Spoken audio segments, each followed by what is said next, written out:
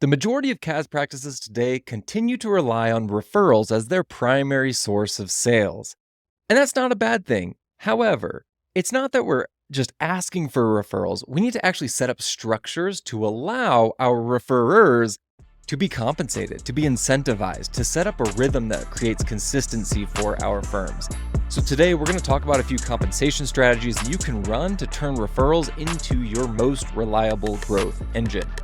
So today on CAS Minute, we're thinking about referrals. How do we manage those? How do we think about moving beyond just the passive referral cycle? And the core idea, the core principle here is just how do we incentivize action? How do we think about the psychology of why people refer others? What motivates them? Is there reciprocity involved? Is there a reason why somebody would want to refer you over somebody else? And it's usually not just because they've had a good experience. Let's be nice. Oftentimes rewards go a long way with creating consistency in referral programs. So we can start thinking about 5 different ways that we can accomplish this. At the very base level, you've got a flat fee reward system. So it's super simple. You just offer a fixed fee for any successful referral that comes into your business. Maybe you've got referral partners out in the market, or maybe your clients, and you say, hey, we're going to give you $500 for every successful referral after 30 days of them engaging with us. Super easy. It's really predictable. It's easy to communicate, but it's kind of less motivational for those higher value clients. They're not really going to be jumping at maybe a $500 offer. That said, I think it is a decent starting point because you want to create some degree of reciprocity of saying thank you. Another way that you could think about this is revenue-based rewards. This is when you offer a percentage of the revenue generated from the referral. That often happens over a defined period of time, so maybe it's earn 10% for the first 3 months or 6 months of gross revenue that we collect. The beauty of this is that it scales with client revenue, and it's more attractive for those higher value clients, but it does require precise tracking. I like having revenue-based rewards on a scaled track, and we'll talk a little bit about how to scale these things here in a moment. But if you think about revenue-based rewards and scaling that, you're not going to want to offer 10% of your total gross for eternity. I like the idea of providing commission or referral fees for eternity, but that has to scale downward as you move forward. But that does create a really great connection to the referral and the value that you're giving back to the referrer. That kind of moves into a more tiered reward system, gamifying a little bit and creating these escalating rewards for folks that are referring your business. So after the first referral, you get $250. After 3 referrals, you get $1,000. After 5 referrals, you get $2,500 plus a VIP gift. You can start to think about how to take these different methodologies that you see in product-based companies, that you see in B2B SaaS companies, and start to think about how you can incentivize structures for referrals within your own client base, within your own network.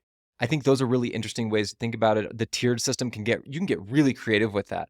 Just look at any crowdfunding campaign. You can see if you invest $100, you get this reward. If you get $500, this reward. If you invest $1,000, this reward. If you invest $10,000, here's this custom experience. And I think it's a really cool way to think about how you can inform the types of tiers that you're going after to incentivize referrals. Now, you could also move more into the non-monetary incentives beyond cash. Maybe it's perks or exclusive services, gifts, things like that. It may not appeal to all clients, and so it's kind of touch and go on whether or not you want to manage something that's really more specific, that's non-monetary. However, if you have a firm that is highly specialized or niched, maybe it could be something like, I serve construction clients. The majority of my clients use a specific software like Jobber. We will comp the full charge of Jobber for you for a year. Something like that could be really interesting and very specific to somebody you serve and really appealing. So you can think about how non-monetary incentives could work as well. The last thing that's probably a little bit more socially conscious would be more on the charitable donation side. For every referral you provide, we will donate to a charity of your cause. Or maybe we have a partner organization that we work with that we will donate to on behalf of you. Now, there's some challenges in terms of donating on somebody else's behalf. You can't really do that. That would become your monetary donation to that nonprofit. However, that would make a referrer feel good about their contribution, to feel good about their referral, to feel good about the good that you're creating in your community, in your client base, in your network. And so I think there's a good place to do that. The last thing that I'll hit on here is that you can create a hybrid of all of these things: a tiered structure, a flat fee, a socially responsible component of nonprofit support. I think there's a really cool place to get super creative with this. And ultimately, we're trying to drive towards an environment where we have a little bit more consistency in pipeline, consistency in referrals, because ultimately, without having some sort of incentive structure, it is a little bit more disparate. It's a little bit less consistent. And so we want to create something that not only is a little bit easy to manage, that incentivizes in the right way, but provides some degree of scalability for your referral engine moving forward. To launch it, you really need to start systemizing things. You need to use a CRM or referral tracking system. You need to communicate this effectively. Maybe it's through a newsletter or through, the monthly deliverables that you send to clients. Hey, we've got a new referral program. Check it out. Sign up here. And then starting to track those results over time and see what's working and see what's not working.